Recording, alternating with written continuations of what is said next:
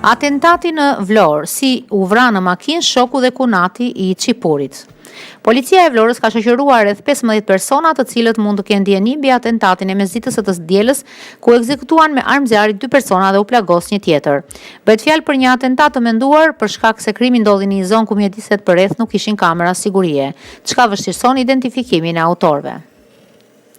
Dyshohet se shënjestra e atentatit të ndodhur në zonën e ujit të ftohtë ishte Armando Sulejmani, 42 vjeç, i cili njihej edhe si Çipuri dhe rezultonte person me precedent penal si dhe i dënuar më parë për vrasje.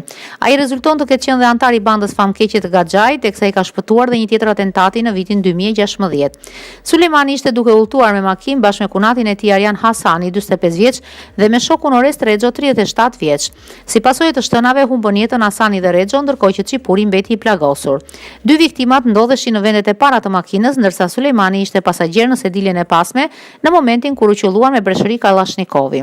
Pas pak ngjarjes në fshatin Sherisht, policia gjeti duke u djegur një makinë e cila mendohet se u përket atentatorëve si dhe trema automatik brenda.